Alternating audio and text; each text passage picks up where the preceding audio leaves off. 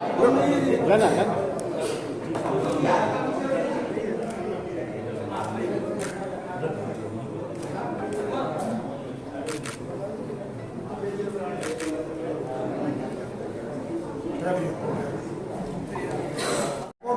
ने temporary construction करके आदरणीय मुख्यमंत्री नीतीश कुमार जी के आग्रह पर 3 महीने के अंदर अगले 3 महीने में पूर्णिया हवाई अड्डे से हवाई सेवा शुरू करने का आश्वासन दिया है। इस पर भी हम आगे बढ़ने जा रहे हैं। हम लोगों ने अप्रोच रोड या और भी अन्य जो पानी की व्यवस्था उसकी सुविधा उपलब्ध करा दी। इसके साथ साथ राजगीर में, भागलपुर जिले के सुल्तानगंज में, रक्सौल में ग्रीनफील्ड एयरपोर्ट विकसित करने की कार्रवाई की जाएगी। इसके साथ साथ वाल्मीकि नगर, वीरपुर, पुराना एयरपोर्ट भागलपुर, मधुबनी, मुंगेर, सहरसा और मुजफ्फरपुर में लगभग 25 करोड़ रुपया की लागत भारत सरकार लगाएगी और राज्य सरकार उसको सहयोग करेगी और पूरी व्यवस्था वहां करेगी कि छोटे विमान वहां से उड़ने का काम कर सके और पूरी तरह हवाई संपर्क से ये सारे शहर को हम लोग जोड़ने का काम करें। इसके साथ साथ प्रमुख मेट्रो शहर जो मुंबई और दिल्ली को छोड़कर, दिल्ली में हमारा बिहार निवास है और मुंबई में हम बना रहे हैं, भारत सरकार ने हमें जमीन भी उपलब्ध करा दिया। इसके बाद भी कई शहरों में जो मेट्रो शहर है, कलकत्ता, चेन्नई, उसके बाद भी आदि शहरों में इंटीग्रेटेड सेंटर ऑफ बिहार की स्थापना किया जाएगा, जिसके बहुआयामी उपयोग होंगे। बिहार के पारंपरिक शिल्प, हस्तकला इत्यादि का प्रचार प्रसार होगा। बिहार की लोक कला संस्कृति के प्रसार के साथ साथ संस्कृति पर्व एवं त्योहारों का आयोजन होगा।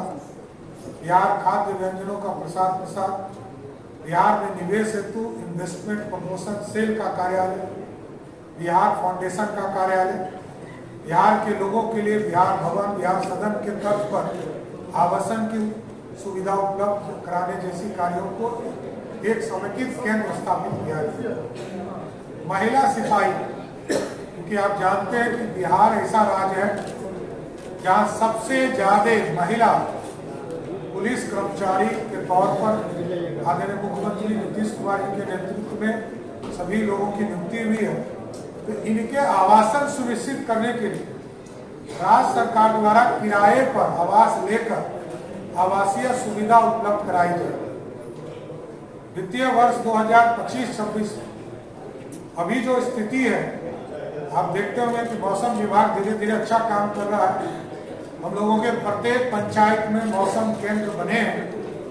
इसको और ताकत देने के लिए जो आपदाओं के जोखिम को कम करने के उद्देश्य के multi hazard early warning system, hybrid Doppler weather radar network के निर्माण का प्रस्ताव है। इस हेतु प्रथम चरण में पश्चिमी चंपारण जिला तथा भागलपुर जिला में इसकी स्थापना की है। इसके साथ साथ अभी जमीन के निबंधन का एक महत्वपूर्ण कार्य है। राज्य के सभी निबंधन कार्यालयों को पूर्णतः पेपरलेस किया जाएगा। देश या विदेश में रहने वाले, देश के बाहर रहने वाले व्यक्ति को ऑनलाइन निबंधन किया जा सकेगा, पेपरलेस रहेगा, उनको आने की जरूरत नहीं पड़ेगा। इससे गो ग्रीन योजना को बढ़ावा मिलेगा और यह पूरी तरह टेक्नोलॉजी के आधार पर इसकी स्थापना की। नीतीश कुमार की सरकार ने, आपको याद होगा जब आए थे मुख्यमंत्री नीतीश कुमार, तो 2005-6 में उन्होंने कहा था कि 6 घंटे में हम टारगेट करेंगे कि पटना पहुंचने, राजधानी पहुंचने का लक्ष्य रखा था। फिर बीच में नीतीश कुमार जी ने जब इस काम को आगे बढ़ाया तो कहा कि 5 घंटे में पटना पहुंचने का लक्ष्य रखेगा।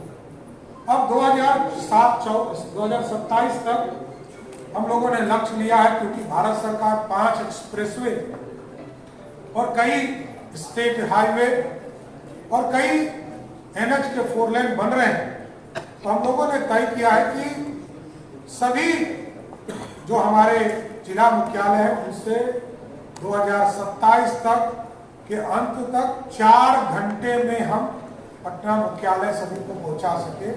ये सारे चीजों को हम लोगों ने अपने बजट में जोड़ने का काम किया। यह प्रमुख था, और भी विस्तार से आपको हम लोगों ने अपना पूरा बजट का कॉपी उपलब्ध कराया, तो पूरे विस्तार से आप देखेंगे। बस योजना क्या है कि 3 की बस योजना पूर्णतः मैंने क्या था, महिला के लिए, चालक भी महिला, सवारी भी महिला, कंडक्टर भी महिला और पूर्ण व्यवस्था करने वाली भी महिला हो, इसलिए वो पिंक बस की योजना राज्य सरकार कितने जिलों में होगा ये इस बजट में, इस वित्तीय वर्ष में हम लोग चाहते हैं।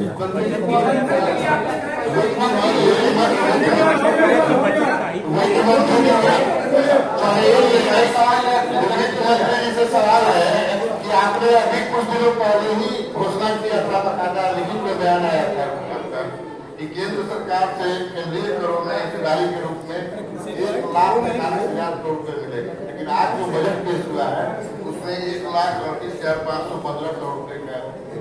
देखिए, जो भी केंद्र सरकार से राशि प्राप्त होती है वो बजट आकलन के पश्चात समय समय पर उसमें पुनरीक्षण भी होते रहता है।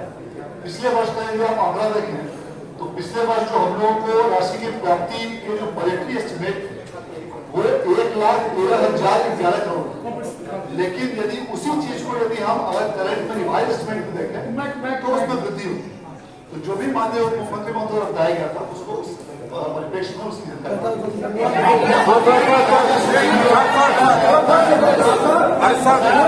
मंडल पड़ता है, कई विधानसभा है, तो ऐसे जगह को चिन्हित करके वहां एक अतिरिक्त रेफरल अस्पताल का निर्माण किया जाए। राज्य में लोक स्वास्थ्य प्रबंधन संवर्ग का सृजन किया जाए। संपूर्ण राज्य में शहरी क्षेत्र के विकास के लिए, विशेष रूप से वंचित वर्ग के लोगों के लिए, स्लम क्षेत्र इत्यादि के लिए नगर चिकित्सा केंद्रों की स्थापना की है।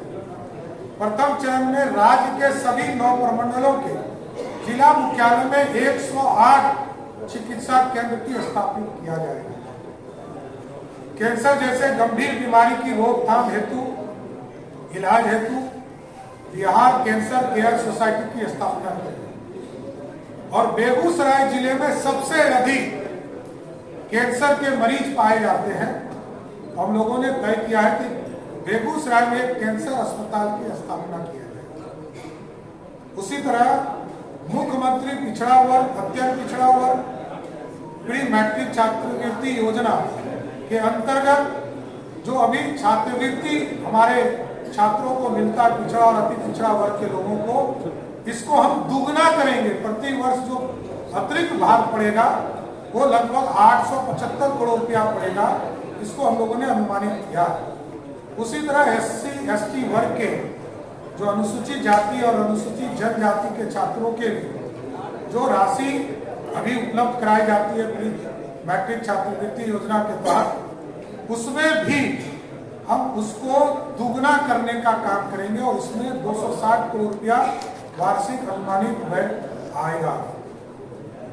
मुख्यमंत्री अनुसूचित जाति एवं अनुसूचित जनजाति छात्रावास में रहने के बाद अनुदान देने का काम 1,000 रुपया किया जाता है, उसको हम बढ़ाकर 1,000 से 2,000 करने का काम नीतीश कुमार की सरकार करेगी।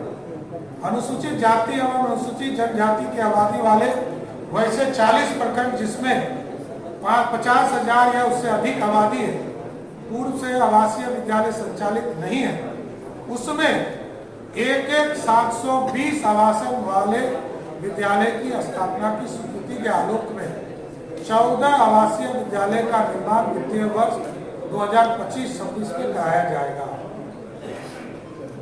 बिहार के सभी प्रमंडलों में नगर राष्ट्रीय मानकों के अनुरूप खेल अवसंरचना का निर्माण कार्य प्रारंभ किया जाएगा। पटना प्रमंडल के पुनपुन प्रखंड में 1,000 एकड़ 100 एकड़ की भूमि चिन्हित कर भूमि अधिग्रहण की प्रक्रिया पूर्ण कर खेल अवसंरचना का निर्माण कार्य प्रारंभ करने की योजना है। और इसके बावजूद जो बचे हुए जितने भी प्रखंड हमारे हैं, जिस प्रखंड में हमारा एक स्टेडियम आउटडोर स्टेडियम नहीं बन पाया है, उसको वित्तीय वर्ष 2025-26 में हम सभी जगह इसी वित्तीय वर्ष में उसको सुदृढ़ करने का काम करेंगे। उसी तरह स्टेट डाटा सेंटर 2.0 की स्थापना की जाएगी, जिसमें कंप्यूटिंग एंड स्टोरेज क्षमता को बढ़ाने के हेतु फेज 2 की योजना बनाई जाएगी, जिसके माध्यम से आने वाले वर्षों में 500 से अधिक वेबसाइट पोर्टल एप्लीकेशन होस्ट किए जा सकेंगे। उसी के तर्ज पर किसी भी प्रकार का साइबर अटैक एवं प्राकृतिक आपदा की स्थापना में राज्य सरकार की महत्वपूर्ण गतिविधियां अवरुद्ध नहीं हो, इसके लिए डाटा सेंटर रिकवरी सेवा होना आवश्यक है। इसलिए disaster recovery D R and business community for Bihar state data centre परियोजना का क्रियान्वयन किया जाएगा। राज्य के प्रमुख शहरों में महिलाओं के लिए पिंक बस की प्रचलन किया जाएगा, जिसमें सवारी, चालक और कंडक्टर सभी महिलाओं। इसके लिए चालक, कंडक्टर के रूप में महिलाओं को प्रशिक्षित किया जाएगा तथा बिहार राज्य परिवहन निगम से चालक, कंडक्टर और डिपो मेंटेनेंस स्टाफ के पदों में महिलाओं के लिए 33% आरक्षण की व्यवस्था की जाएगी। महिला स्वरोजगार योजना की स्थापना को बढ़ावा देने हेतु महिला चालकों को ई रिक्शा एवं 2 पहिया वाहनों से व्यावसायिक प्रचलन हेतु क्रय करने पर नगद अनुदान का प्रावधान किया जाएगा।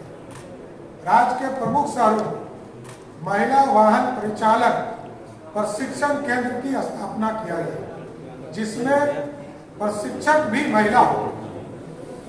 राज्य के सभी नहरों के प्रमुख नहरों के किनारे खाली जगहों तथा बांधों पर सोलर प्लांट स्थापित किए जाएंगे।